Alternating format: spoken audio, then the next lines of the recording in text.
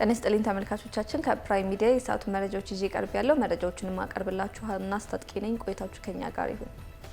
ጠቅላይ ሚኒስትር አብይ አህመድ በነገው ዕለት ከህዝብ ተወካዮች ምክር ቤት ለሚቀርቡላቸው ጥያቄዎች ምላሽና ማብራሪያ ይሰጣሉ። ስድስተኛው የህዝብ ተወካዮች ምክር ቤት 5ኛ ዓመት የስራ ዘመን ሁለተኛ መደበኛ ስብሰባ ጥቅምት 18 ቀን 2018 ዓ.ም ጠቅላይ ሚኒስትር አብይ አህመድ በተገኙበት ይካሄዳል። በመደበኛ ስብሰባው ፕሬዝዳንት ታዬ አጽቀሥላሴ መስከረም 26 ቀን 2018 ዓ.ም ለህዝብ ተወካዮችና የፌዴሬሽን ምክር ቤቶች የጋራ ስብሰባ ያደረጉትን የመክፈቻ ንግግር አስመልክቶ ከምክር ቤቱ አባላት በሚቀርቡ ጥያቄዎች ላይ ጠቅላይ ሚኒስትር አብይ አህመድ ምላሽና ማብራሪያ ይሰጣሉ። ይህን ተከትሎ ምክር ቤቱ የመንግስትን አቋም በማድመጥ የድጋፍ ሞሽኑን ያጸድቃል ተብሎም ይጠበቃል። በመደበኛ ስብሰባው በአዲስ አበባ የሚገኙ የተለያዩ ሀገራት አምባሳደሮችና የዓለም አቀፍ ተቋማት ተጠሪዎች፣ የሃይማኖት አባቶችና የሀገር ሽማግሌዎች፣ የተፎካካሪ ፓርቲ ተጠሪዎችና ሌሎች ጥሪ የተደረገላቸው እንግዶች ይገኛሉ።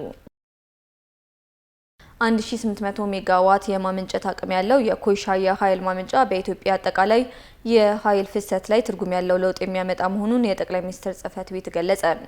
ፕሮጀክቱ በኢትዮጵያ እያደገ የመጣውን የኃይል ፍላጎት ምላሽ ለመስጠት በሚያስችል ሁኔታ በአመት 6344 ጊጋዋት ኤሌክትሪክ ኃይል ያመነጫል ሲልም አስታውቋል። ጽህፈት ቤቱ በማህበራዊ ትስስር ገጹ ባወጣው መልእክት የኮይሻ የኃይል ማመንጫ ፕሮጀክት በደቡብ ምዕራብ ኢትዮጵያ ክልል በኦሞ ወንዝ ታችኛው ተፋሰስ ከጊቤ 3 የኃይል ማመንጫ 129 ኪሎ ሜትር ርቀት ላይ ከኮይሻ መንደር በቅርብ ርቀት ላይ ይገኛል ብሏል። ከኃይል አቅርቦት ማስፋፊያነቱ ባሻገር የኮይሻ የኃይል ማመንጫ ፕሮጀክት ንጹህ፣ አስተማማኝና የተጠቃሚዎችን አቅምን ከግምት ያስገባ ታዳሽ ኃይል አቅርቦት የሚያቀርብ ኢትዮጵያን በምስራቅ አፍሪካ የኤሌክትሪክ የውጭ ንግድ ማዕከል ለመሆን ያላትን ከፍተኛ ፍላጎት ለማሳካት የሚደግፍ ነው ብሏል። በሀገር ውስጥም የገጠር ኤሌክትሪክ አቅርቦትን በሚደግፍ መንገድ በመኖሪያ ቤቶችና በአነስተኛ የንግድ ስራዎች የኤሌክትሪክ አቅርቦትን ያሳድጋል ነው ያለው። ይህም ማህበራዊ ኢኮኖሚያዊ ልማትን የሚያነቃቃ የተሻሻለ የአኗኗር ደረጃን የሚፈጥር ብሎም ለአካባቢው ማህበረሰብ ዘላቂ እድገትን የሚደግፍ እንደሚሆን ይጠበቃል ሲልም አስታውቋል።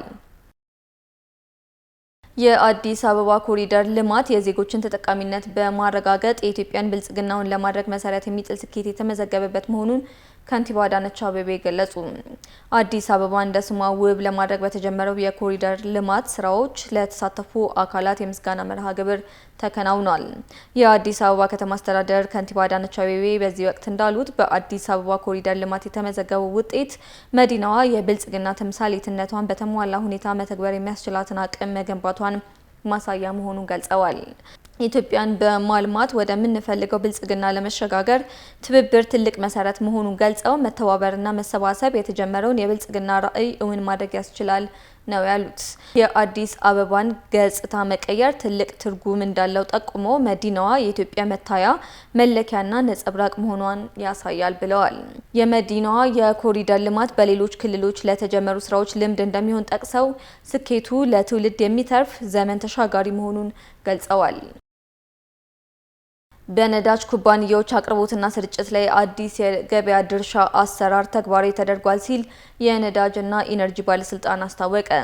የባለስልጣኑ ዋና ዳይሬክተር ዶክተር ደስታው መኳንንት እንዳሉት የነዳጅ ስርጭትን ፍትሐዊና ለሀገር ልማት በሚውልበት አግባብ መጠቀም ይገባል ብለዋል። የነዳጅ አከፋፋይ ኩባንያዎች የሚያሰራጩት ነዳጅ ለህብረተሰቡ ፍትሐዊ በሆነ መንገድ ተደራሽ እንዲሆን በጥናት ላይ የተመሰረተ የገበያ ድርሻ ቀመርና የአሰራር ስርዓት ተግባራዊ መደረጉን ጠቅሰዋል።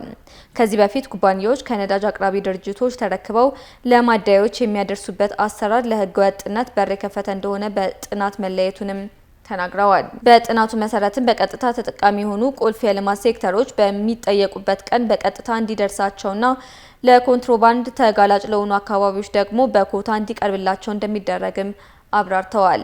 እንዲሁም ከጅቡቲ ተጀምሮ የነዳጅ ስርጭቱን ለመከታተል የሚያስችል አሰራር ተግባራዊ እንደሚደረግ ገልጸው ይህም በነዳጅ ስርጭትና ተደራሽነት ብሎም ፍትሐዊነት ላይ ጉልህ ለውጥ ያመጣል ብለዋል። ተመልካቾቻችን የሰዓቱ መረጃዎች እንደቀጠሉ ናቸው። አሁን ደግሞ ከውጭ ምንጭ ወዳገኘናቸው መረጃዎች እናልፋለን።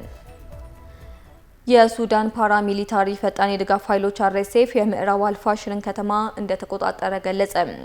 ከ2023 ጀምሮ የሱዳንን ጦር ለመቆጣጠር ሲታገሉ የቆዩት የፓራሚሊታሪ ፈጣን የድጋፍ ኃይሎች RSF በዳርፉር ክልል በተከበበችው አልፋሽር ከተማ የጦር ኃይሉን ዋና መስሪያ ቤት መያዙን አስታውቋል።